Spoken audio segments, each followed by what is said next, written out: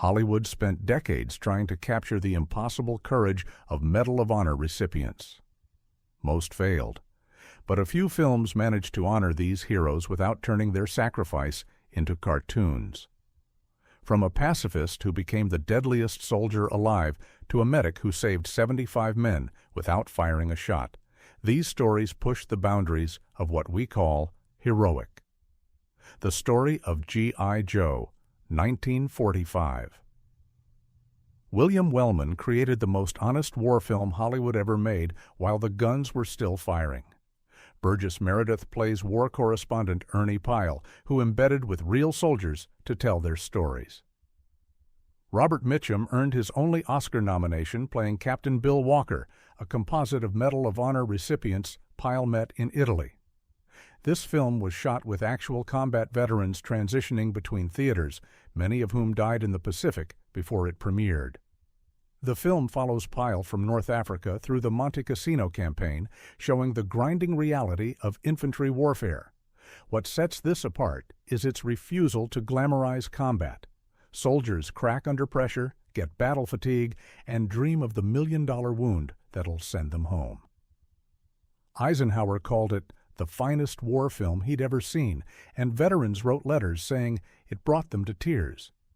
Tragically, Pyle was killed by a Japanese sniper on Okinawa before seeing the finished film. His death proved the point he'd been making all along. War isn't about heroes. It's about ordinary men doing impossible jobs until they can't anymore. Wellman understood that real Medal of Honor actions emerge from accumulated suffering, not spectacular moments.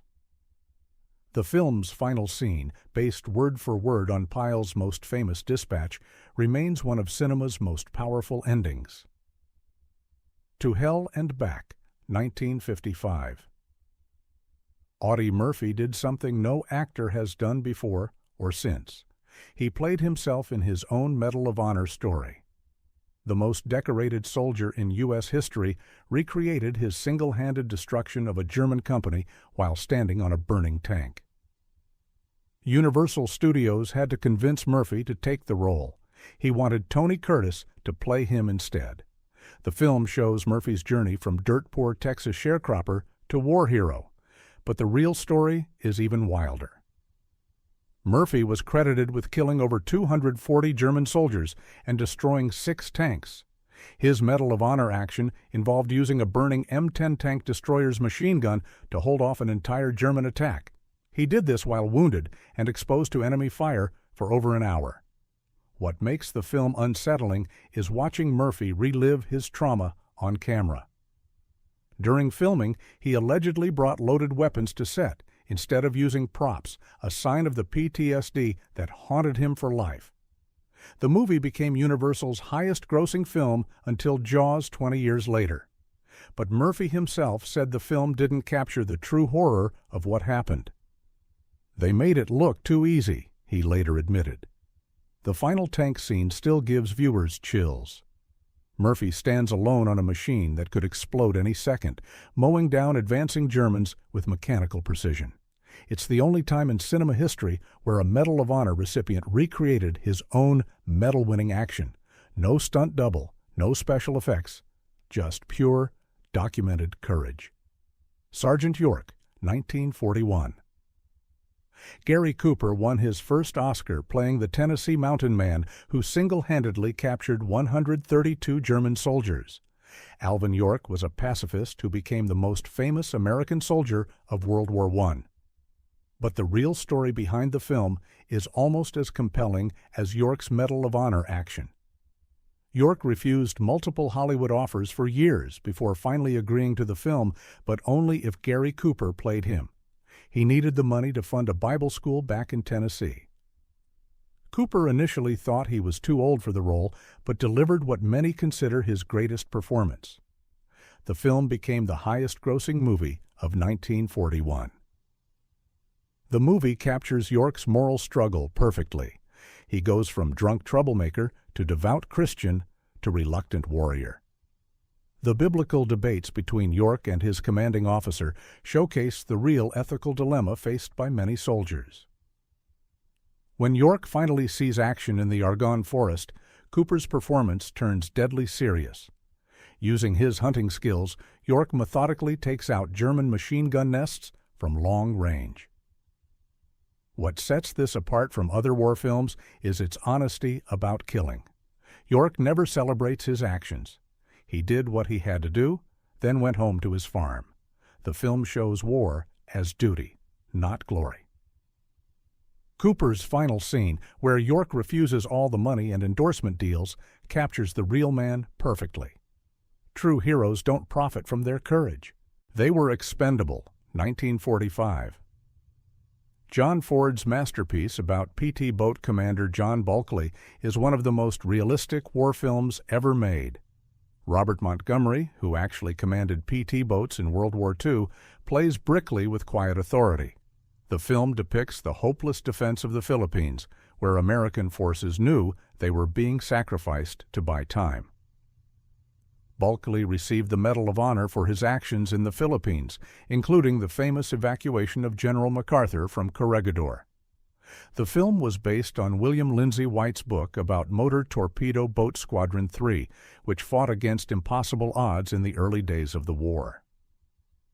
Ford met Bulkley during the Normandy invasion and was convinced to finally direct the film after fighting alongside him. What makes this film special is its tone.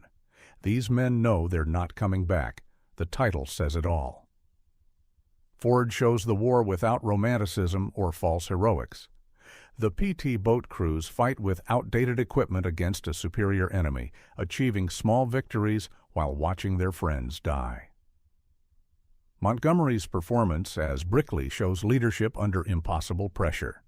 The film's final scene is devastating. As the last PT boats prepare to leave the Philippines, the camera lingers on the men left behind.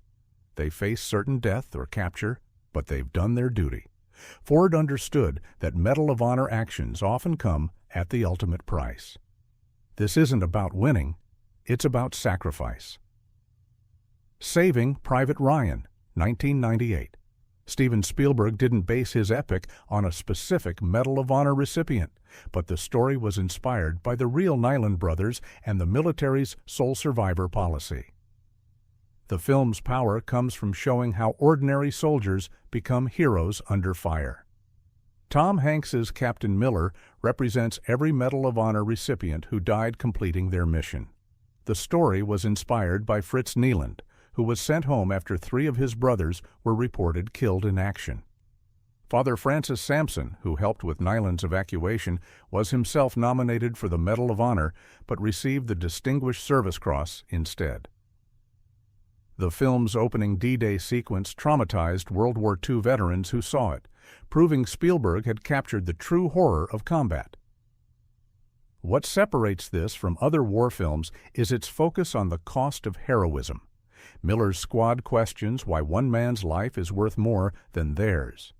But as the mission unfolds, they understand they're not really saving Private Ryan. They're saving the idea that some things are worth dying for. The final bridge battle shows Medal of Honor level courage from every character. Spielberg's genius was making the audience feel the weight of command. Miller makes impossible decisions while watching his men die. His final words to Ryan, "Earn this," capture the burden carried by every Medal of Honor family. The film grossed over $481 million and won 5 Oscars, proving audiences were hungry for authentic war stories. Battleground, 1949. MGM executives thought nobody wanted war films anymore. Then, Battleground became the studio's biggest hit in 5 years. Van Johnson leads a squad of the 101st Airborne trapped in Bastogne during the Battle of the Bulge, facing overwhelming German forces in brutal winter conditions. Screenwriter Robert Pirosh based every detail on his own combat experience, creating the most psychologically accurate war film of its era. What makes this film revolutionary is its honesty about soldiers' weaknesses. Every character has moments where they consider running away, faking illness, or abandoning their post. This wasn't the usual Hollywood heroism. These men were scared, cold, and desperate.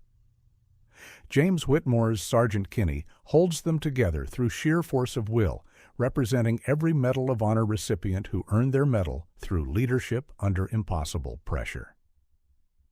The film's power comes from showing courage as a daily choice rather than a single heroic moment. When the Germans demand surrender, General McAuliffe's famous Nuts response becomes the squad's rallying cry. The finale shows the surviving soldiers marching past their replacements, proving that heroism isn't about individual glory, but collective endurance. Critics called it the most authentic war film ever made, and veterans agreed completely. The Longest Day, 1962. This epic D-Day film features multiple Medal of Honor recipients, including Brigadier General Theodore Roosevelt, Jr., who landed with the first assault waves at Utah Beach despite being 56 years old and walking with a cane. The film's massive scope allowed it to showcase numerous acts of heroism across the entire invasion. Roosevelt was the only general to land with the first assault troops on D-Day. He received the Medal of Honor for his leadership at Utah Beach, where he personally reconnoitered enemy positions and organized the assault despite heavy fire. Henry Fonda plays Roosevelt in the film, capturing his calm determination under fire. The film's strength is showing D-Day as a collective effort requiring individual heroism at every level. Roosevelt's scenes demonstrate leadership by example. When his landing craft hits the wrong beach, he makes the famous decision, "We'll start the war from right here." His presence inspired thousands of soldiers who saw their general sharing their danger. What makes Roosevelt's story remarkable is his age and physical condition. He had arthritis, heart problems, and could barely walk without his cane. But he insisted on leading from the front, proving that courage isn't about physical strength. The film shows him moving calmly through enemy fire, organizing confused troops, and turning potential disaster into victory. Roosevelt died of a heart attack just weeks after D-Day, having given everything for the mission. 30 Seconds over Tokyo, 1944. Spencer Tracy plays Jimmy Doolittle in this earlier, more accurate version of the Tokyo raid. Based on Ted Lawson's autobiography, the film focuses on the human cost of the mission rather than spectacular action. Van Johnson plays Lawson, who lost his leg when his B-25 crashed in China. The film was made during the war with cooperation from surviving raiders. It shows the extensive training required for the mission and the real consequences faced by the air crews. Most of the planes crashed in China, and several crewmen were captured and executed by the Japanese. Unlike Pearl Harbor, this film respects the complexity of the mission. Tracy's Doolittle is a far cry from Alec Baldwin's version. He shows a thoughtful leader who knows he's asking his men to die for minimal military gain. The film's power comes from showing ordinary men facing extraordinary circumstances. When Lawson loses his leg in the crash, Johnson's performance captures the true cost of serving your country. The film was nominated for 2 Oscars and became a major recruiting tool for the Army Air Forces. Veterans praised its accuracy and emotional honesty. Tracy understood that Doolittle's Medal of Honor wasn't earned through spectacular heroics, but through accepting responsibility for an impossible mission. Sometimes leadership means carrying the weight of other people's sacrifice. The Fighting Sullivans, 1944. This heartbreaking film tells the story of 5 brothers who died when their ship was sunk at Guadalcanal. While the Sullivans didn't receive the Medal of Honor, their story inspired the military's sole survivor policy that saved men like Private Ryan. The film shows how entire families paid the ultimate price. The Sullivan brothers' deaths led to military policy changes that prevented siblings from serving together. Their sacrifice became a symbol of American determination during the war's darkest period. The film follows the brothers from their childhood in Iowa through their decision to enlist together after Pearl Harbor. What makes this film devastating is its ordinariness. The Sullivans are typical American boys who love baseball, girls, and their country. When they insist on serving together, the Navy reluctantly agrees. Their deaths aboard USS Juneau shock a nation already reeling from early war losses. The film shows their parents receiving 5 death notifications simultaneously. The movie serves as a companion piece to all Medal of Honor stories. For every hero who lives to receive his medal, countless others die performing equally heroic acts. The Sullivans represent the anonymous courage of an entire generation. Their story explains why Saving Private Ryan became so important to military leadership. A Bridge Too Far, 1777. Richard Attenborough's epic Operation Market Garden features multiple Medal of Honor recipients, including Staff Sergeant John Towle, who destroyed several German positions before being killed at Arnhem. The film shows how individual heroism can't overcome strategic mistakes. The film depicts the largest airborne operation in history, where thousands of paratroopers were dropped behind German lines in Holland. Many Medal of Honor actions occurred during this failed operation as isolated units fought against impossible odds. The all-star cast includes Sean Connery, Michael Caine, and Anthony Hopkins. What sets this film apart is its honest portrayal of military failure. Despite countless acts of heroism, Market Garden was a strategic disaster that prolonged the war. The film shows how Medal of Honor recipients often emerge from failed operations, proving courage transcends victory or defeat. The Arnhem battle sequences demonstrate the chaotic nature of urban warfare. The film's scope allows it to show heroism at every level, from generals making impossible decisions to privates holding hopeless positions. It proves that Medal of Honor actions aren't isolated incidents, but part of larger human dramas. The final scenes at Arnhem Bridge show British paratroopers making their last stand, knowing they've been abandoned, but refusing to surrender. The Fighting CBS, 1944. Republic Pictures gave John Wayne their biggest budget ever to tell the story of the Navy's construction battalions. While the plot is pure Hollywood fiction, the film captures something real about Medal of Honor heroism. Wayne plays Wedge Donovan, a civilian contractor who helps create the Seabees after his unarmed workers are massacred by Japanese forces. The message is clear. Sometimes heroism requires breaking the rules. The real Seabees earned multiple Medals of Honor throughout the Pacific Campaign, building airstrips under fire and fighting off Japanese attacks with bulldozers and construction equipment. The film's climactic scene shows Wayne rigging a bulldozer with explosives, sacrificing himself to stop a Japanese advance. It's pure Hollywood melodrama, but it captures the Seabees' "We build, we fight" motto perfectly.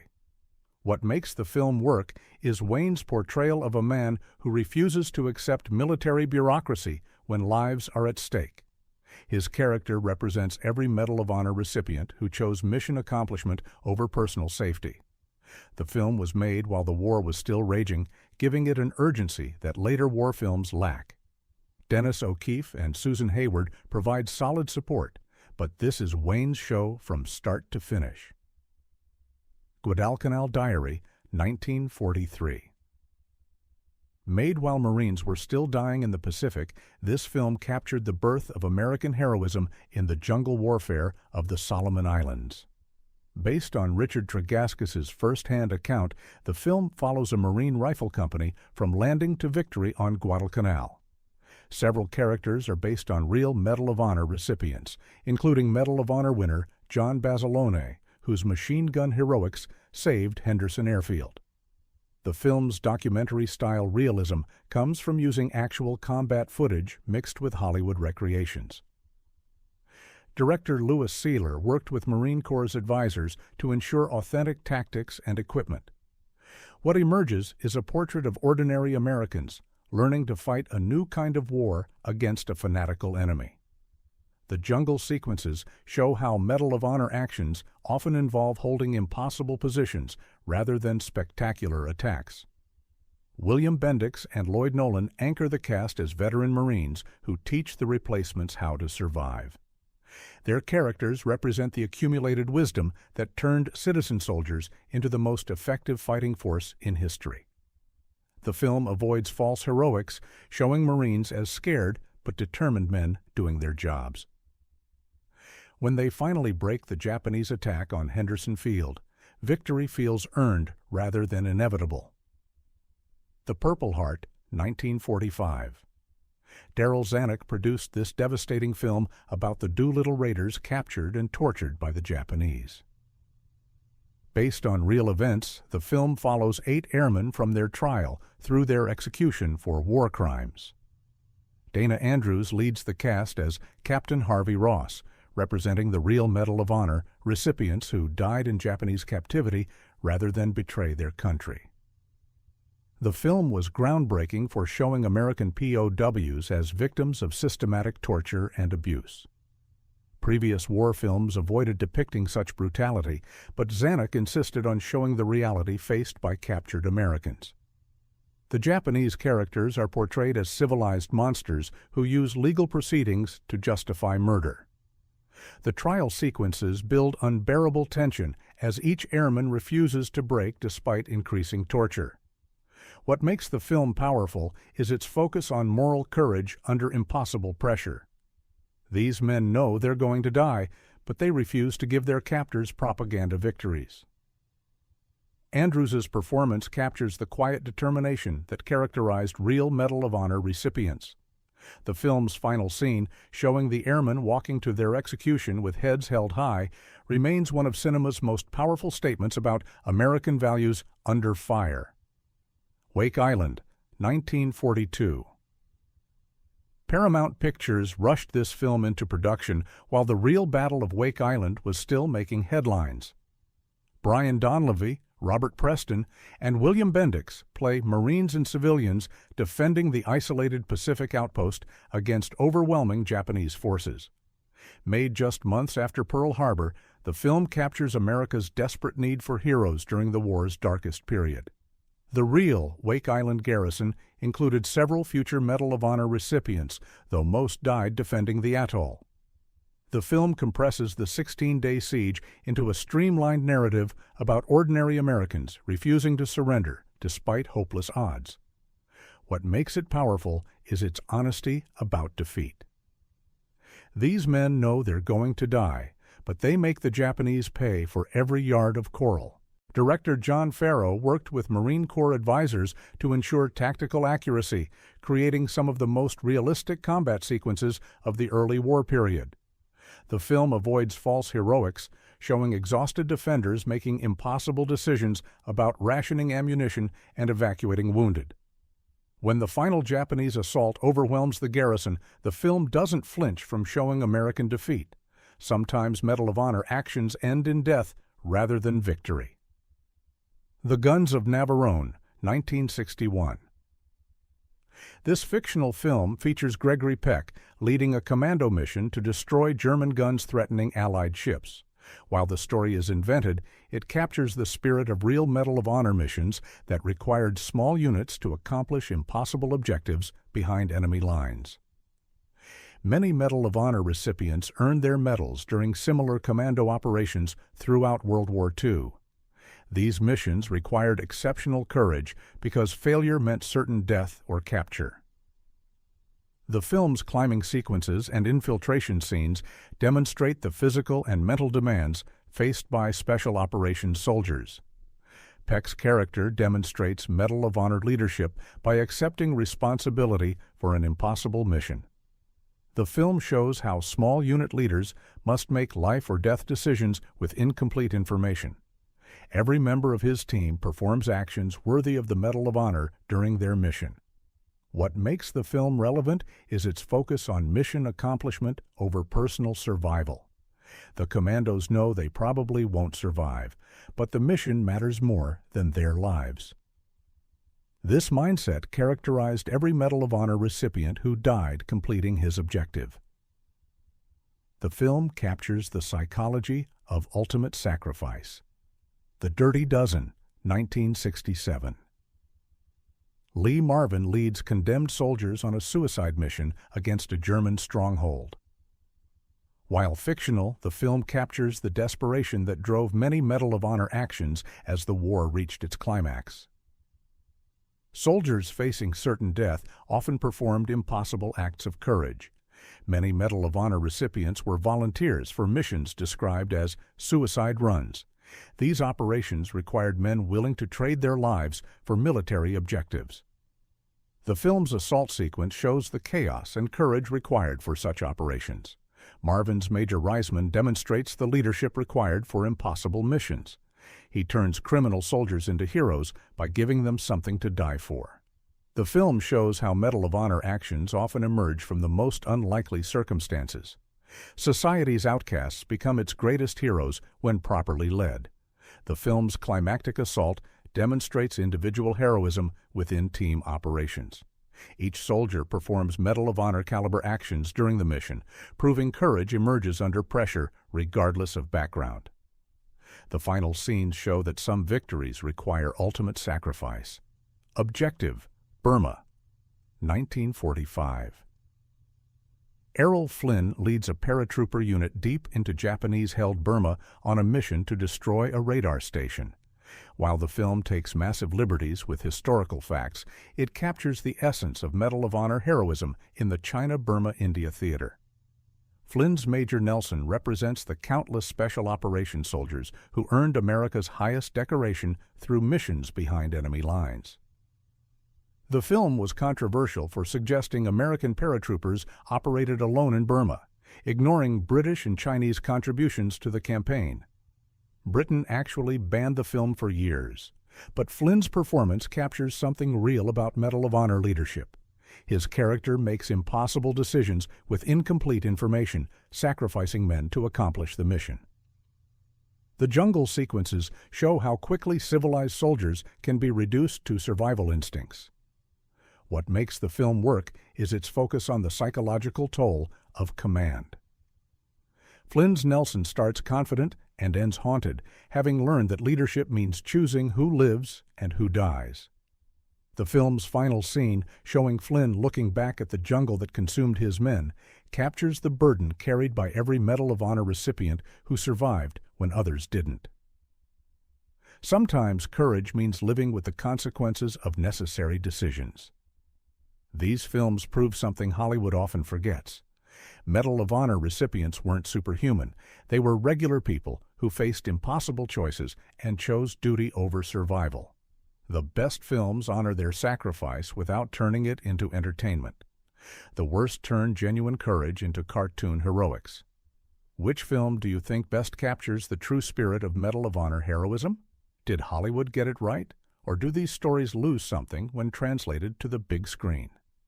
Drop your thoughts below, and let's debate whether cinema can ever truly honor the ultimate sacrifice.